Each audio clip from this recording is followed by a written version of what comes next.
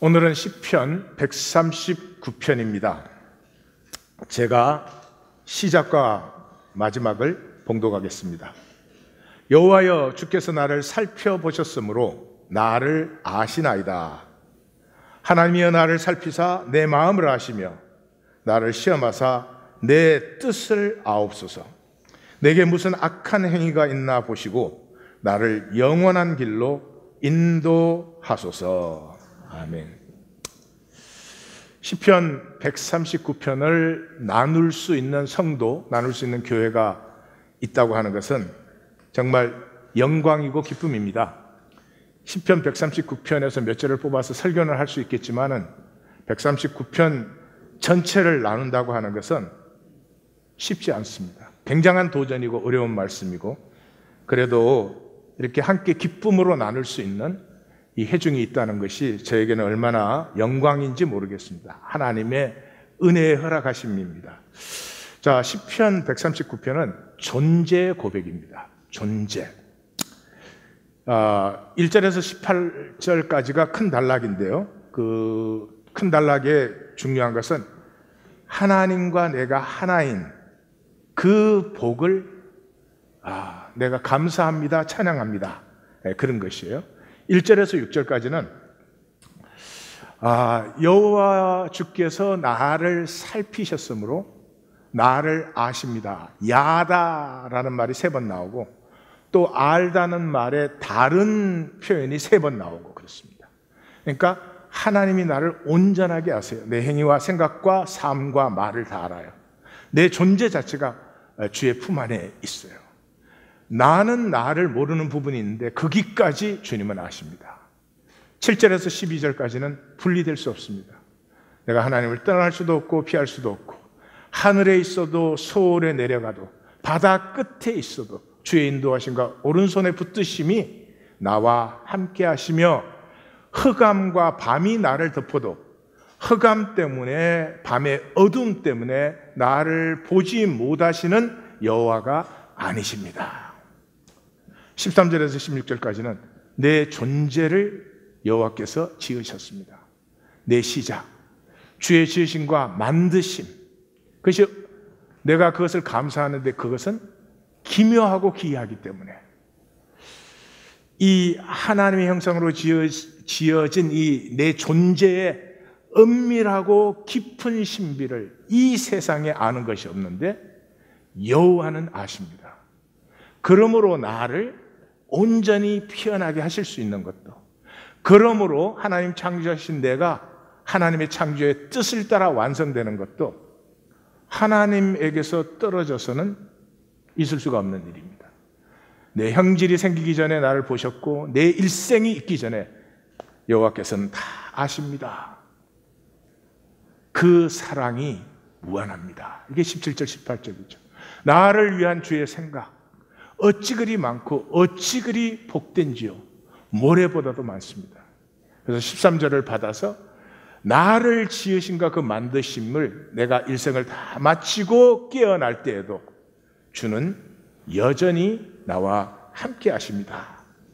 그래서 19절에서 22절까지는 하나님과의 분리는 어림도 없다. 악인의 길은 이것을 전혀 누리지 못합니다. 악인은 반드시 멸망합니다.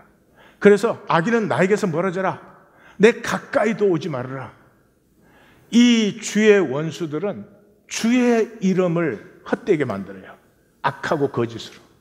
그래서 주의 원수가 나의 원수, 주의 대적이 나의 대적입니다. 그래서 이 긴 시편에 간구는 딱 2절밖에 없어요. 23절과 24절. 결코 버림받게 마옵소서. 하나님이여, 나를 살피사 야다하시고 시험하사 야다하셔서 무슨 악이 있나 내게 보시고, 내 안에 악이 0.00001mg이라도 있으면 내가 모르는 것까지도 주님께서 이것을 제하여 주시어서 나를 영원한 길로 인도하소서.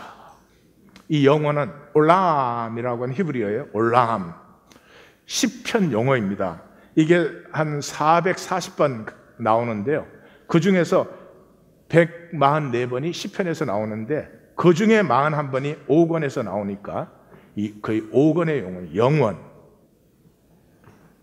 영원만이 실제입니다. 뭔가 있는 것 같았어요. 근데 지나고 보니까 없어. 그건 실제가 아니에요. 그냥 현상이었죠. 실제는 영원할 수밖에 없습니다. 이 땅에는 영원을 사는 사람이 극히 드뭅니다. 왜? 육체는 영원을 느낄 수가 없어요.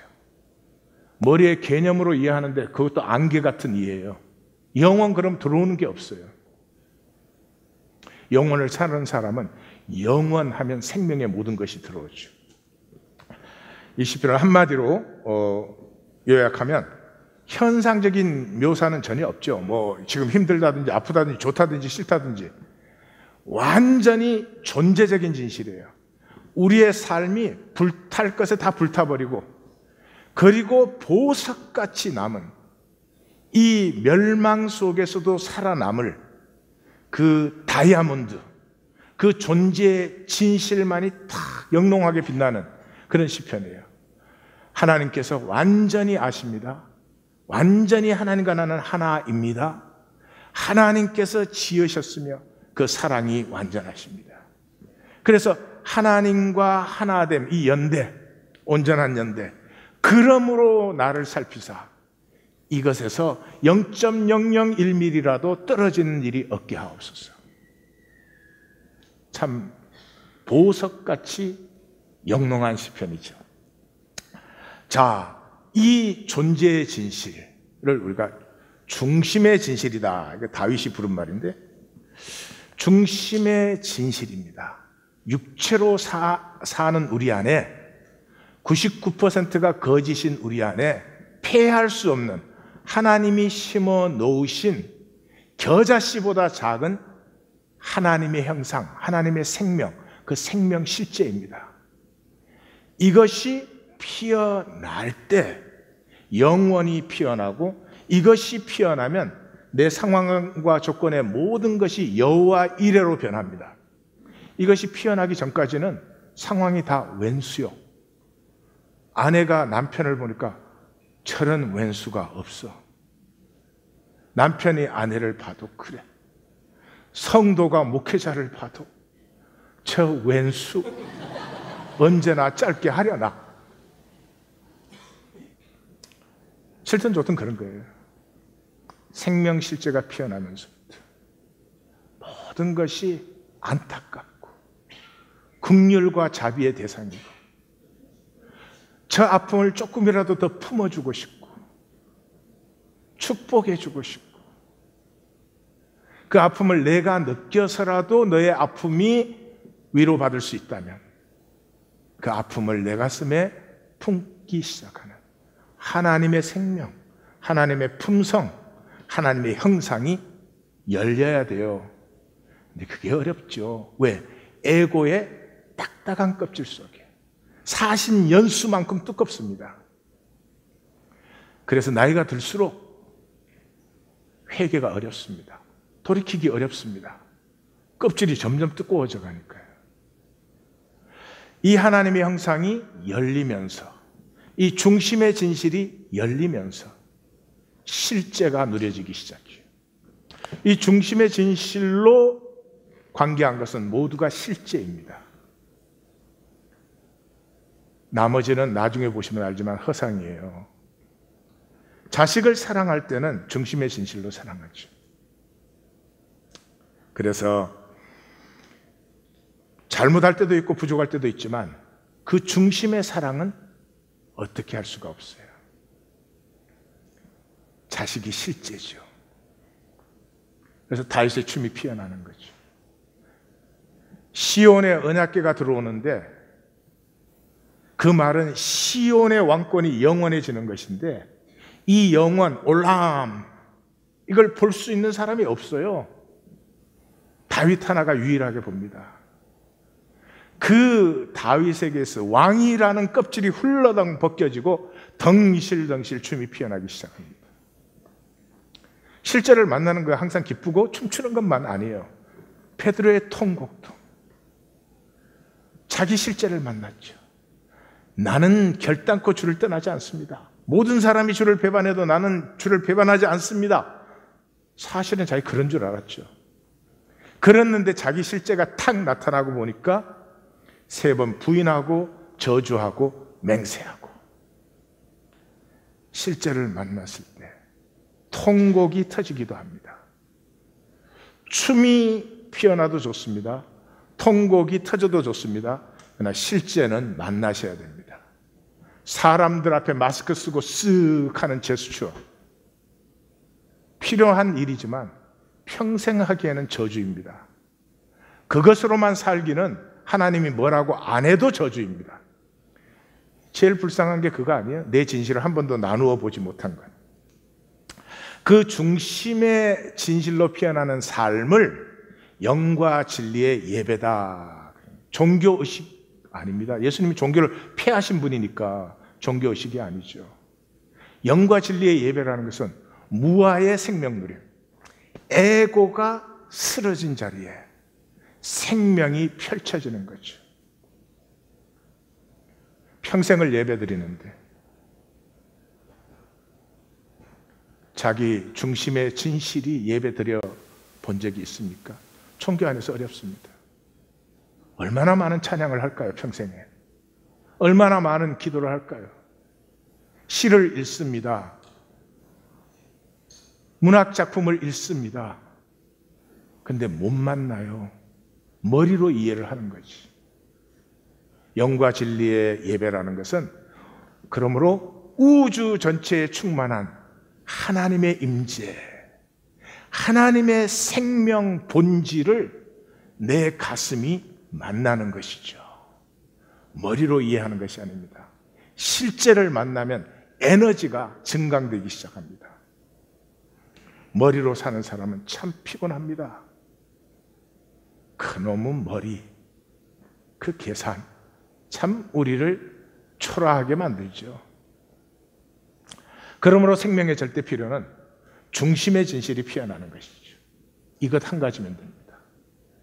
예수님께서 베드로를 부르시고 베드로를 훌륭한 사람으로, 능력 있는 사람으로 세우려면 3년 갖고 어림도 없죠. 근데 딱 3년 세우셨어요. 왜요? 주께서 부르신 부르심을 감당하는 것은 베드로의 능력이나 인격이 고상하거나 그런 것이 아니고요. 이 중심의 진실만 열리면. 베드로의 통곡에서 중심의 진실이 열렸죠. 근데 베드로는 그걸 스스로 모르죠. 그래서 나는 물고기 잡으러 간다 이래요. 세상 사람이 다 예수님 따라도 나는 안 되는구나 하는 걸 처음으로 만난 거죠. 바로 그게 중심의 진실이 열린 증거예요. 그래서 예수님이 오셔서 그걸 확정시켜 주죠. 너 안에 무엇이 일어났는지를. 그래서 3번을 물어요. 요한의 아들 시몬아, 내가 이 사람들보다 나를 더 사랑하느냐? 대답이 똑같죠. 내가 주님을 사랑하는 줄 주님은 아시죠. 예수님께서는 확정시켜 주려고 3번 물었지만 베드로 입장에는 3번째 물을 때 좀 불안해집니다. 그렇지만 중심의 진실은 변할 수가 없죠. 주님은 모든 것을 아시잖아요. 그렇다면 내가 주님을 사랑하는 줄 주님이 아시지 않습니까? 이 중심의 진실이 열린 사람, 에고의 껍질이 깨어지고 하나님의 생명이 피어나기 시작한 사람은 막을 것이 없습니다. 십자가에 거꾸로 매달아도 막을 것이 없습니다. 그러므로 우리가 구하는 것, 우리가 바라는 것, 우리에게 일어나야 될 것은 딱 한 가지입니다. 중심의 진실이 열리는 것. 중심의 진실이 열릴 때 기쁨이 있습니다. 십자가에 달려도 기쁨이 있습니다. 제가 오디오를 하나 나누겠습니다. 이렇게 1년하고도 1년 반을 살았고 2년째 접어들었을 때 그의 인생에서 가장 큰 사건이 일어났다. 그 사건은 아주 놀라운 발견이었는데 사람들 간에는 상대방을 이용하는 사이도 있지만 전혀 그렇지 않은 관계도 있다는 걸 알류샤가 깨닫게 된 것이다. 구두를 닦아주고 짐을 날라주고 말을 부려주었으면 하고 상대에게 바라는 것이 아니라 그냥 상대의 곁에 있을 수만 있다면 하고 바라는 관계 말이다. 그건 누군가 상대방을 돌봐주고 따뜻하게 대해주며 그렇게 하는 걸 그 사람이 좋아해 주었으면 하고 바라는 그런 관계였다. 알류샤는 주방 하녀 우스티냐에게서 그런 관계를 알게 됐다. 그녀는 고아였고 열심히 일했다. 알류샤에게 연민의 정을 느끼고 있었다. 알류샤는 난생 처음으로 자신의 존재가 다른 사람에게 일을 해주어서가 아니라 이성의 마음으로 한 인간으로 자리 잡을 수 있다는 걸 알게 되었다. 어머니가 그에게 동정심을 보여주었을 때는 별로 관심이 없었다. 어머니의 연민은 당연하게 생각됐기 때문이었다. 하지만 자기와 전혀 상관없는 사람인 오스티냐가 자기에게 연민을 느끼고 있다는 사실을 어느 날 문득 알게 되었다. 그녀는 그를 위해서 버터를 넣은 죽을 남겨주었고 소매를 걷어 올린 채 손으로 턱을 괴고 앉아 그가 먹는 모습을 지켜보았다. 그러면 그는 그녀를 쳐다보았고 그녀가 웃을 때 따라 웃었다. 그에게 이런 일은 아주 새롭고 이상한 감정을 불러일으켰으며 처음에는 아주 당황스러웠다. 그리고 그런 감정이 예전처럼 열심히 일을 할 수 없게 만든다고 생각했다. 그래도 기분이 좋았고 그녀가 고쳐준 바지를 보면서 고개를 끄덕이고 미소를 지었다. 일을 하거나 심부름을 하는 중간에도 자주 우스티냐 생각을 했고 다정한 목소리로 그녀의 이름을 불러보기도 했다. 아, 우스티냐! 그녀는 기회가 있을 때마다 그를 도와주었고 알류샤도 마찬가지였다. 우스티냐는 자기가 살아온 이야기를 그에게 들려주었다. 어떻게 부모님을 잃었고 이모가 어떻게 그녀를 데려가게 됐으며 읍내에서 살면서 있었던 일, 주인 아들 때문에 나쁜 길로 빠질 뻔했던 일, 어떻게 주인 아들을 다시 가게로 돌아오게 만들었는지 등등을 말해주었다. 우스티냐는 얘기하기를 좋아했고 알류샤는 그 얘기 듣기를 좋아했다. 알류샤는 읍내에서 일하는 농촌 출신 일꾼들이 주방 하녀들과 결혼하는 일이 많다는 얘기를 들은 적이 있었다. 하루는 그녀가 알류샤에게 결혼을 빨리 하고 싶으냐고 물어보았다. 그때 그는 잘 모르겠지만 마을에서 색시를 얻어도 상관없다고 말했다. 그러면 맞는 사람을 찾았어요? 난 당신과 결혼하고 싶은데 당신은 어때요? 어머, 사람들이 항아리라고 놀려도 큰 소리 한번 내지 않는 사람인데 왜 싫겠어요? 톨스토이는 가까이 하기에는 너무 먼 당신이에요. 작품은 도스토옙스키의 작품이 재밌습니다. 그렇지만 사실은 세속적인 가치관을 근거로 적는 작품이고 톨스토이는 말씀의 세계를 적죠. 그래서 어떻게 보면 몸이 건조하기도 하고 너무 도전적이고 날카롭고 그렇습니다. 그래도 저는 톨스토이가 좋습니다. 내가 편안하게 톨스토이를 좋아할 때쯤 되면 나도 좀 잘한 거겠지 그런 생각을 합니다. 날카롭죠. 알로샤는 시골 그 소장농의 둘째 아들로 태어난 사람입니다. 그냥 시키는 대로 순종하고 열심히 하고 책임감 있고 그런 사람들이 좋아하고 인정하니까 그 알로샤가 사람이 관계라는 게 이용하는 관계만이 아니라는 것을 알았다. 톨스토이가 그렇게 표현해요. 남편과 아내 존재로 사랑하십니까? 아니면 이용하고 있는 거죠, 솔직히. 무엇이 되어도. 그 알료사에게 처음으로 존재를 만납니다. 그냥 있는 것으로 좋은, 그냥 바라봄만으로 기쁜, 그리고 그 이름을 부르는 것만으로 행복한 우스티냐라고 하는 이 여인을 만나면서 그때 전혀 새로운 세계가 피어나기 시작하죠. 중심의 진실의 반대는 에고입니다. 에고는 거짓 자아죠. 그러니까 삶을 거짓되게, 거짓으로 살아요. 다른 말로 표현하면 꿈이에요. 지금 우리 꿈을 꾸고 있는 거예요. 지금 제가 이렇게 말해도 뭐 느껴지지도 이해도 안 되겠지만 죽을 때는 다 봅니다. 죽음의 순간이 딱 다가오면은 내 일생이 몇 초 안에 쫙 지나갑니다. 왜 몇 초 안에 다 지나가죠? 허상이었으니까요. 꿈을 꾸고 있었어요. 생명의 기억은 사라지지 않아요. 쫙 흐르다가 생명의 기억 시간에 딱 오면 멈추어 버립니다. 그게 영원한 기억입니다. 내가 스스로 떠나지 않는 한 그 속에 계속 머무릅니다.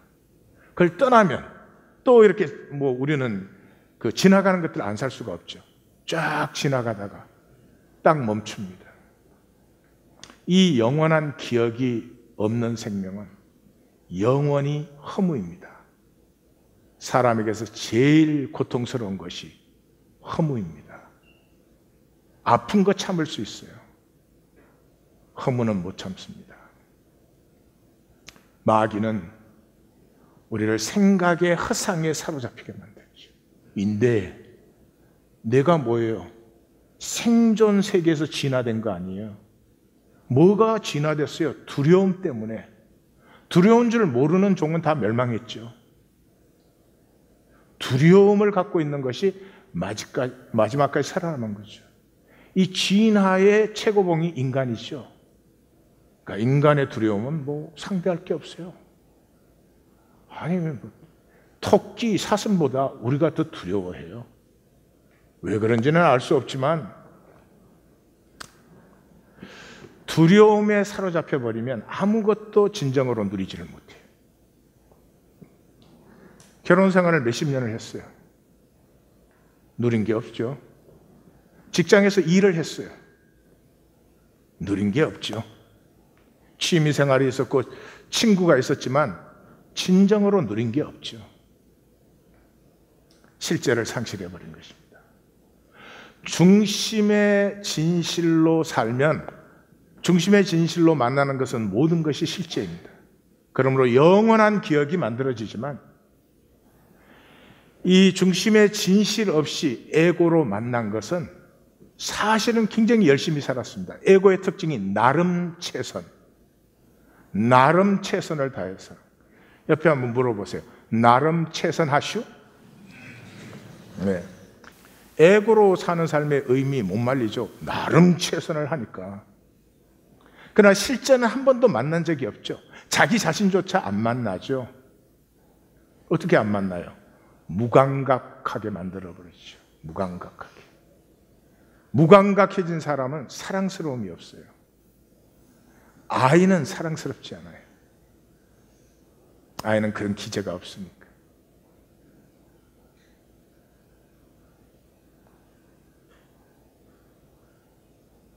머리만으로 사람을 대하는 것 엄청나게 힘들고 엄청난 저주입니다. 이 뇌는 대극의 법칙의 노예잖아요. 잘 되고 싶어요. 동시에 안 되면 어떡하지? 내가 훌륭한 인격이 되고 싶어요. 그러나 그렇게 되기 힘들걸. 어디로 끌려가요? 뒤쪽으로 끌려가요. 손해가 더 원천적인 뇌이기 때문에 이 대뇌의 생각은 손해하고 게임이 안 돼요. 그냥 끌려가 버려요. 그래서 이 대극의 법칙의 노예가 된 사람은 약속을 못 누려요.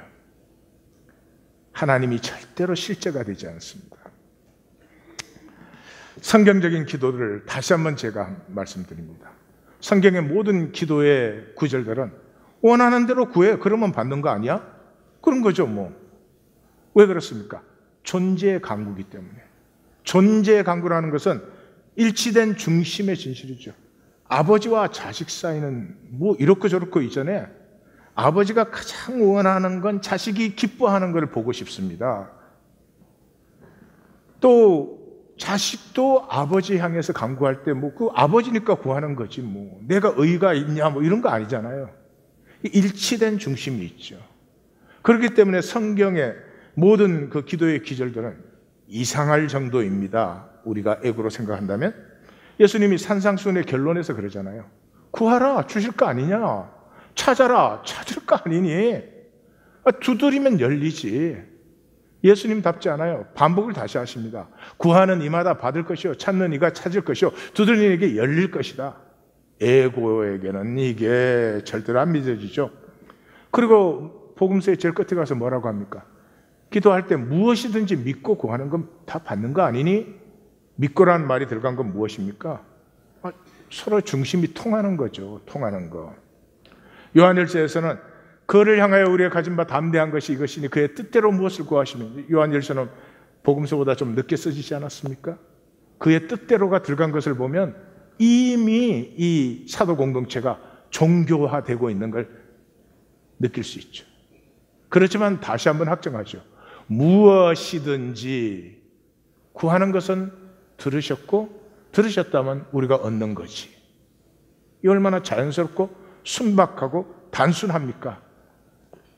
종교가 되면 이걸 복잡하게 꼬아가지고 하나님한테 구하는 게 무슨 뭐 대단한 뭐가 있어야 되는 것처럼. 아버지하고 자식 사이가 그럴 수 있습니까? 아니죠. 요한복음은 아주 이 특징입니다. 14, 15, 16장 석장이 예수님과 제자들의 마지막 대화입니다. 여기서 말씀의 비밀, 성령의 비밀을 다 밝히시고 그 이후의 모든 사역의 비밀이 다 나오는 데입니다. 그러나 중심은 항상 기도입니다. 14, 15, 16 세 장이 다 중심은 기도예요. 내 이름으로 무엇이든지 구하라. 내가 행할 것이다. 너희가 내 안에 거하고 내 말이 너희 안에 거하면, 중심이 통하면 무엇이든지 원하는 대로 구하라. 그리하면 이루리라. 그러니까 우리의 중심의 진실이 하나님의 중심과 통한다는 것이 얼마나 강력한지 좀 느껴지시면 좋겠어요. 지금까지 너희가 내 이름으로 아무것도 구하지 아니하였다.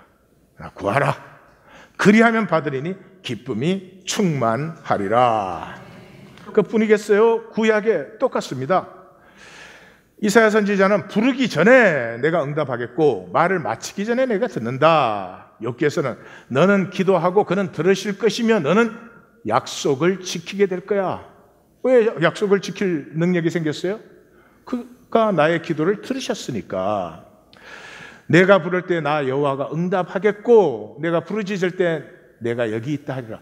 이사야 시대는 유다가 얼마나 종교적인 사회입니까? 그럼에도 불구하고 그들은 기도를 몰랐죠. 높이 계신 하나님에게 싹싹싹 간구하는 걸로 알았죠.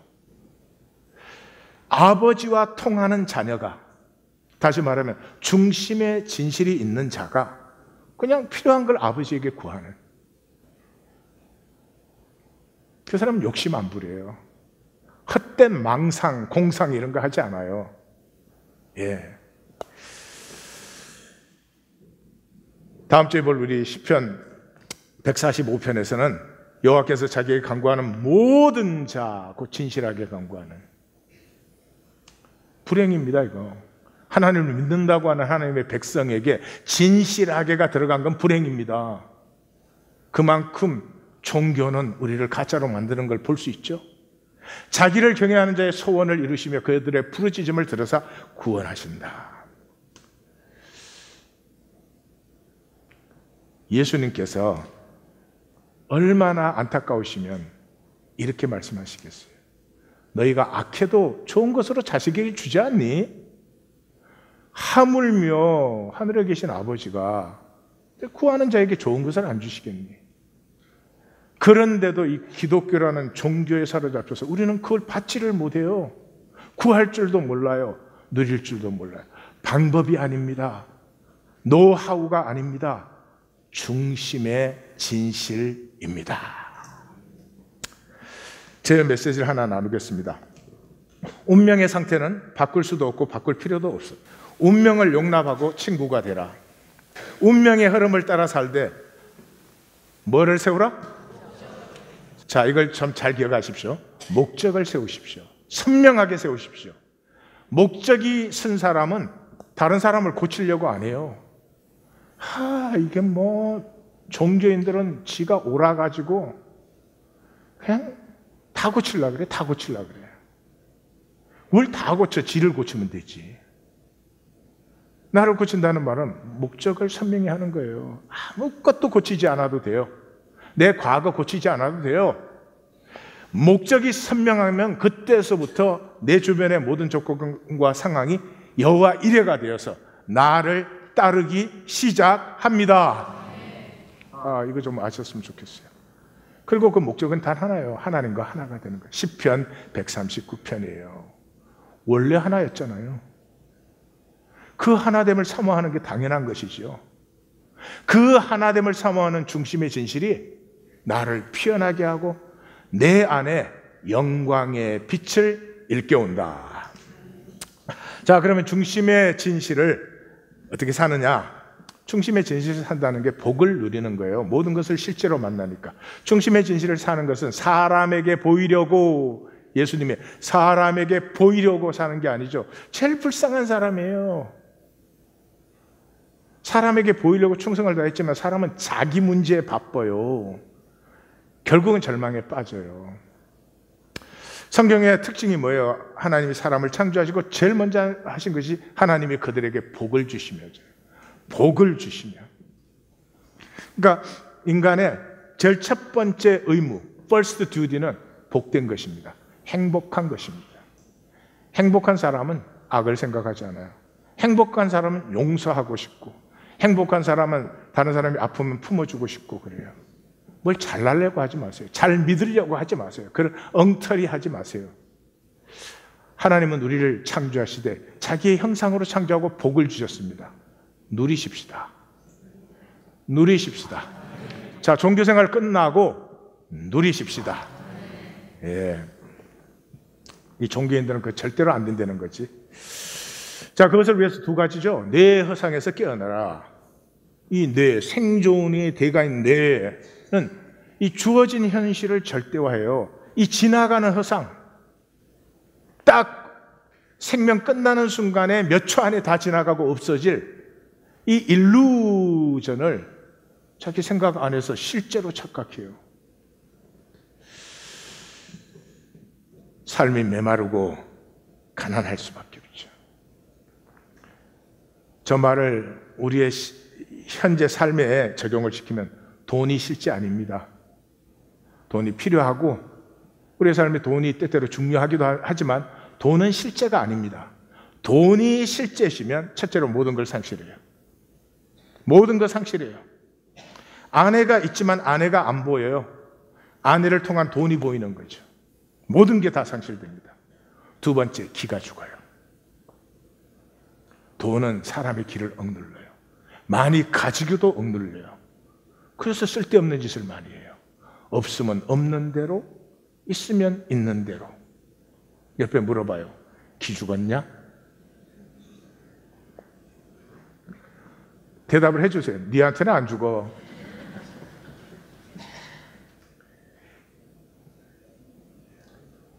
이 실제가 아닌 것을 실제로 착각하면 죽을 때는 다 보이죠.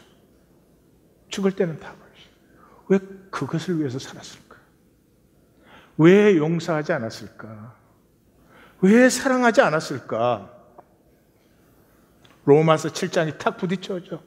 정말 원하는 것은 나는 하나도 살지 않고 원하지 않는 것만 살았구나.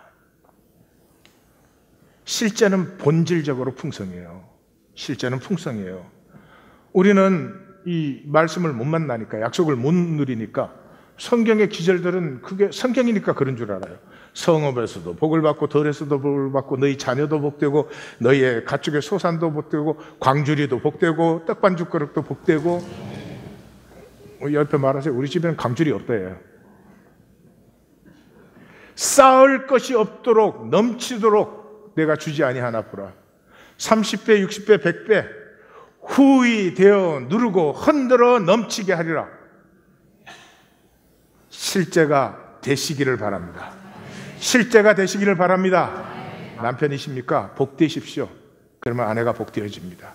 잘나려고 하지 마십시오. 아내이십니까? 복되십시오.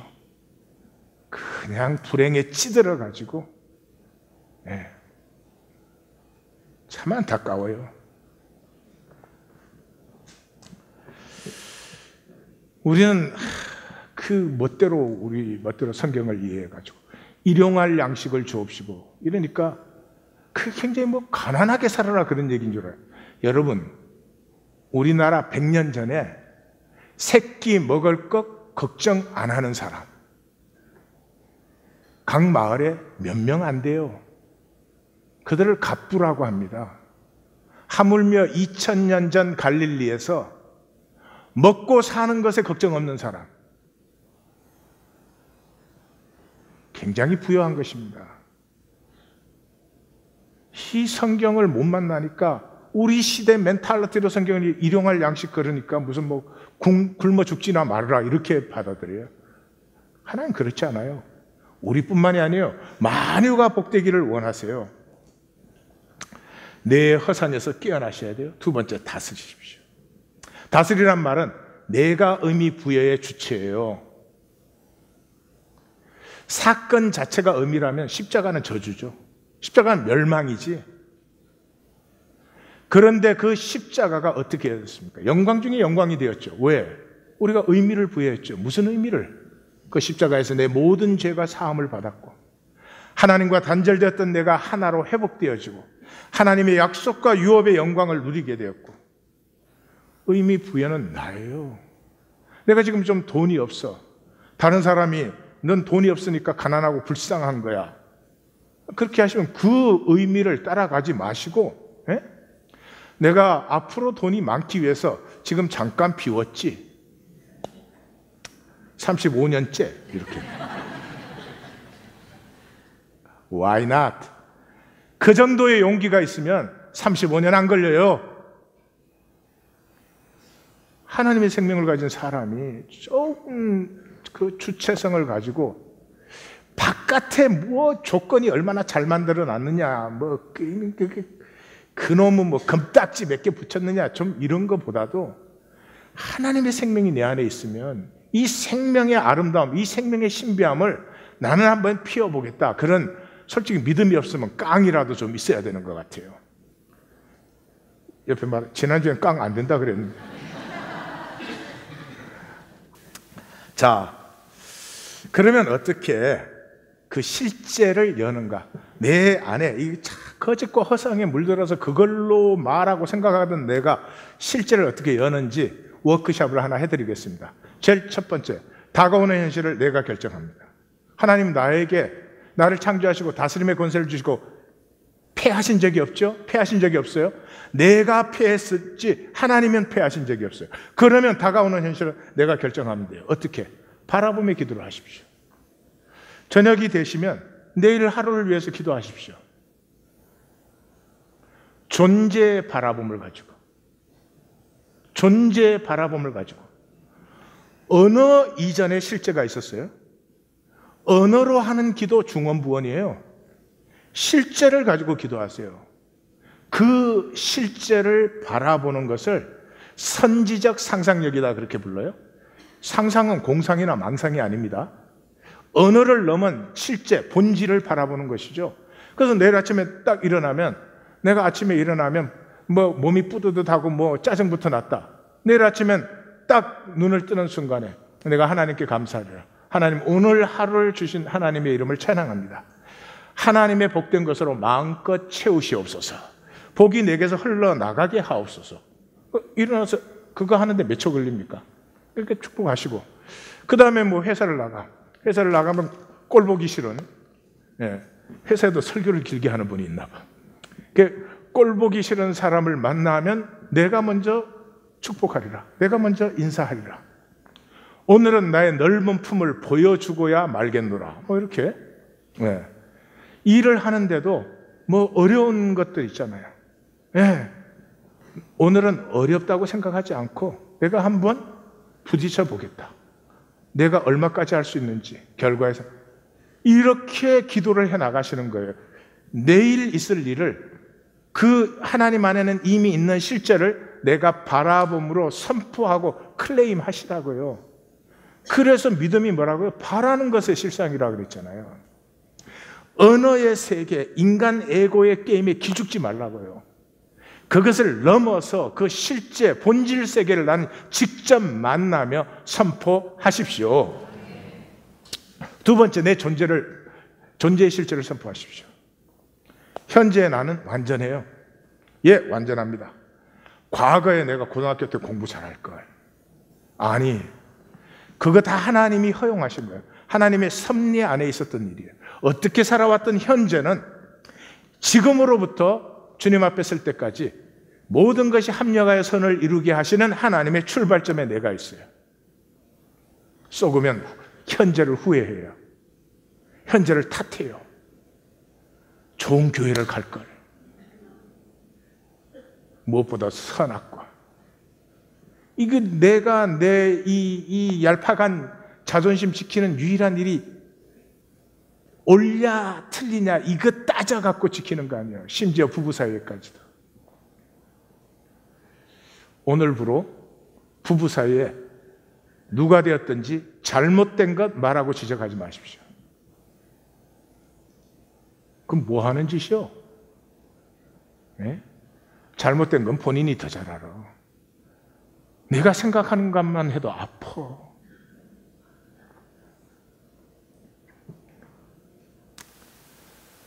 나는 궁정한 성도한테 참 감사해요. 만난 지 41년인데 아직까지도 내가 세상에서 제일 잘생긴 사람인 줄 알아. 비웃지는 말어. 그러니까 행복의 비결은 시력이 나쁜 아내와 결혼한다는 거예요. 세상에 세상 없이 훌륭한 사람을 봐도 나하고 비교하면 아무것도 아니다 이렇게 봐요. 그러니까 두 번째 행복의 비결은 별로 머리가 좋지 않은 그렇게 살면 되는 거 아니에요? 뭔 조건이 그렇게 대단해야 돼? 뭐를 그렇게 옳게 해야 되고 잘해야 되고 틀리지? 그 다 세상에 속은 것이죠. 내 존재의 실체를 선포하세요. 내가 살 수 있는 건 현재뿐이에요. 이 현재를 내가 용납하고 받아들이지 못하면 삶은 끊임없이 떠내려가 버리는, 죽을 때가 되면 몇 초 안에 떠내려가는 허상을 살다가 끝나는 거죠. 세 번째는 간단하죠. 그 다음에는 일어나 내 자리를 들고 걸어가라. 일어나, 깨어나라는 거죠. 예수님이 그 사람 앞에 와서 제일 먼저 낫기를 원하느냐 그랬잖아요. 그러니까 이 사람은 자기는 절대로 나을 수 없다고 굳게 믿는 사람이죠. 세상이 준 멘탈리티. 나는 이 자리를 벗어날 수 없어. Why not? 일어나 그러면 되지. 깨어나라. 내가 아니고 하나님. 두 번째, 내 자리를 들고 우린 다 과거를 바꿨으면 좋겠다 이런 생각들을 할 수도 있을 것 같아요. 그러면 걸려든 거예요. 아니요. 내 과거 버릴 게 하나도 없어요. 그러나 하나님의 섭리 안에 된 것이죠. 내가 내 과거를 품을 때, 내가 내 과거를 용서할 때, 내가 내 과거와 화해할 때, 내가 내 과거와 사랑에 빠질 때, 공부 못하느라고 얼마나 힘들었어요. 과거를 좀 품어주시면 안 돼요? 하나님은 옛날에 품으신 것을 왜 자기가 안 품느냐고. 그 다음에는 일어나 걷는 거예요. 일어나 걷는 게 뭐예요? 실제를 직면하는 거지. 내 현재를 품지 못하니 모든 실제를 피해왔지. 이제부터는 실제를 직면하면 되잖아. 아픈 건 아픈 대로 아파보면 사는데 아픔도 있지. 그거 도망가느라고 에너지 쓸 거 없잖아요. 이 시스템의 멘탈리티. 신데렐라가 돼야 돼. 버리세요. 신데렐라는 실제가 아닙니다. 위시예요, 위시. 이 38년 된 병자는 첫째 마술이죠. 물이 동하면. 두 번째 상황이에요. 사람들이 나를 안 도와줘요. 세 번째, 가장 못된 게 경쟁이야. 1등 하면 1등만 돼? 그럼 2등부터 꼴등까지 그 무수한 사람 뭐야? 영화야? 엑스트라게? 아니요. 각각의 자리는 하나님의 섭리가 함께하고 각각의 자리에는 하나님의 약속이 역사하는 길인 것입니다. 마귀에 속지 마십시오. 하나님은 나뿐만이 아닙니다. 온 세계가 복되기를 원해요. 그러므로 그 하나님 안에서 목적의 능력을 누리세요. 목적을 선명하게 세우십시오. 목적이 뭐예요? 중심의 진실의 방향성이에요. 그것만 세우시면 돼요. 다시 한번 말씀드려요. 그것만 세우시면 충분합니다. 목적이 세워지면 모든 것은 목적을 따라오기 시작해요. 내 조건과 상황이 여호와 이레가 되기 시작해요. 이 목적을 없으면 욕심을 부리죠. 무조건 돈 많이 벌었으면 좋겠어요. 돈 안 와요. 돈 많이 벌어서 목적이 있으면 돈은 수단이기 때문에 따라올 수 있죠. 어떻게를 버리십시오. 어떻게 해야 돈을 더 버나? 어떻게 해야 더 나아지나? 어떻게 하라고 생각하는 순간 이미 시스템 안에 들어갈 수밖에 없죠. 시스템에 종속된 사람에게서는 초월이 피어날 수가 없어요. 주의하세요. 에고의 장기가 뭐라고요? 나름 최선. 이 시스템 안에 어떻게로 사는 사람은 나름 최선을 해요. 네. 모두가 그래서 힘들죠. 게으른 사람도 그게 보통 애쓰는 게 아니에요. 게으르기가 쉬운 줄 아세요? 내가 볼 때 쓰레기가 늘어졌는데 그거 보고 그냥 있는 사람하고 가서 치우는 사람이 쉽지. 그걸 그대로 보고 인내할 수 있다. 이건 거의 하나님 수준이요. 예. 그 게으른 사람 나무라지 마시오. 위로해줘야 돼. 많이 힘들지. 내가 할게. 이렇게. 시스템과 싸우지 마세요. 인생은 어차피 파도가 와요. 파도와 싸우는 사람이 있고 파도를 타는 사람이 있어요. 파도와 싸운다고 파도 끝나지 않아요. 그 파도를 타십시오. 그래서 예수님이 뭐라고 결론을 맺습니까? 너희는 먼저 그의 나라와 그의 의를 구하라. 이게 뭐예요? 먼저 중심의 진실을 피우라. 그리하면 이 모든 것이 여호와의 이레로 너희를 따르리라. 네, 그런 것이죠. 네. 목적이 없이 욕심만 부리는 것이 가장 어리석은 일이에요. 두 번째, 욕심을 편하게 하십시오. 편하게. 욕심을 내려놓으라고들 말을 하는데 내가 노력을 해봤더니 잘 안 돼. 내가 1시간이라는 욕심을 내려놓고 59분을 해야지. 이랬는데 매주 실패해요. 욕심을 내려놓는 건 제가 해봤는데 안 되고 그냥 욕심을 좀 편하게 해주세요. 욕심이 뭐예요? 어리석어서 나만 잘 되면. 내가 잘 되면 다른 사람한테도 잘해줄 의향은 있지. 다 거짓말이지만 일단 나부터 잘 돼야 된다는 거죠. 나부터 그 순간이 어떻게 돼요? 하나님의 모든 것은 통함으로 생성되는 거 아니에요. 근데 나부터 나만 하는 순간 딱 막혀버리잖아. 얼마나 삶이 메마르고 무기력하고 가난하겠어요? 그걸 좀 일단 바꾸시라고. 나뿐만 아니라 우리가 같이 통이 열려야죠. 언제? 목적이 세워지면 통이 열려요. 경쟁이 아니고 나는 내 길을 가기 때문에 다른 사람이 못 가면 안타까워지고 복되면 좋겠다. 그렇게 생각이 돼요. 그러므로 목적이 앞서 나가기 시작하면서부터 모든 것이 여호와 이레로 따라오는 것입니다. 자, 중심의 진실로 살기라는 것은 그러므로 나를 수정하거나 개선하거나 보완하거나 개발하는 게 아닙니다. 거듭나야 됩니다. 질이 바뀌는 것입니다. 물이 포도주로 바뀌듯이 교회 다니는 것을 결코 구원이라고 생각하지 마십시오. 예수님이 그러지 않아요? 너희가 속으로 아브라함이 우리 조상이라고 생각하지 말라. 아브라함이 우리 조상이라는 건 그때 말로 우리가 구원받았다. 교회 다니는 걸로 종교 조직에 속해 있는 걸로 구원받았다고 생각하지 말라. 생각하지 말라. 이놈 생각이 참 안타깝죠. 제가 이렇게 제 창자를 끄집어내는 것 같이 말씀을 증거해 드려도 내게서 중심이 진실이 피어나지 않으면 내가 나의 영혼을, 나의 실제를 다 패하는 것이구나. 이런 통곡이 터져야 되는데 통곡이 안 터지죠. 생각으로 다 요리해 버리니까. 이놈의 생각은 스스로 부딪혀야 돼요.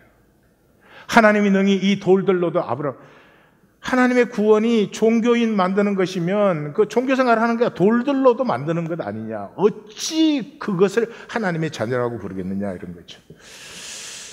중심의 진실 어제 나누니까 중심의 진실이 뭐냐 그런 분도 많은 것 같아요. 그냥 모르면 없는 거예요. 없으니까 모르는 거니까. 그러니까 모르면 그하고 자꾸 두드리시는 거죠. 그 머리로 피겨라웃 하시려고 할 필요 없어요. 중심의 진실이 구원된 것이고 구원받은 것이 실제를 누리는 것이죠. 하나님이 그렇게 허락하신 것은 이게 가장 쉬운 일이니까. 하나님이 내 안에 심어주신 하나님의 생명이니까 이거 열기만 하면 되는 거죠. 그런데 사람에게는 이게 제일 어렵지 않아요. 왜냐하면 우리의 육적 DNA는 거짓이니까. 생각, 말, 행동 진실이 있습니까 우리가? 다 거짓이잖아요. 그래서 우리에게는 어려워요. 그래서 바라봄을 세우셔야 됩니다. 내 안에 중심의 진실이 열리기를 원하는 바라봄을 세우셔야 됩니다. 에고의 세계에서 진실을 찾는 자 드뭅니다. 예레미야 선지자는 예루살렘이 멸망하기 직전에 그렇게 선포하잖아요. 하나님이 예루살렘에 나가서 진리를 구하는 자 한 사람만 찾아라. 내가 이 성읍을 멸망시키지 아니하리라. 그 한 사람이 없다는 거죠. 이 거짓의 허상을 부정하는 용기. 예레미야가 그 여호와의 전을 딱 막아서서 뭐라고 했습니까? 이것이 여호와의 전이라. 이것이 여호와의 전이라. 이것이 여호와의 전이라 하는 거짓말을 믿지 말라. 3번을 선포했어요. 또 뭐라고 했습니까? 평강하다, 평강하다 하나 평강이 없다. 3번 했죠? 그 평강이라는 게 뭐 편한 게 아닙니다. 우리말로 하면 구원받았다, 구원받았다. 그런데 구원이 없지 않느냐, 구원이라는 실제가. 그리고 뭐라고 했습니까? Didn't even blush. 몽땅 거짓으로 살면서 말 한마디에 생각 하나의 진실이 없으면서도 얼굴조차 붉힐 줄 모르는구나. 중심의 진실이 있는지 없는지는 간단하게 점검이 됩니다.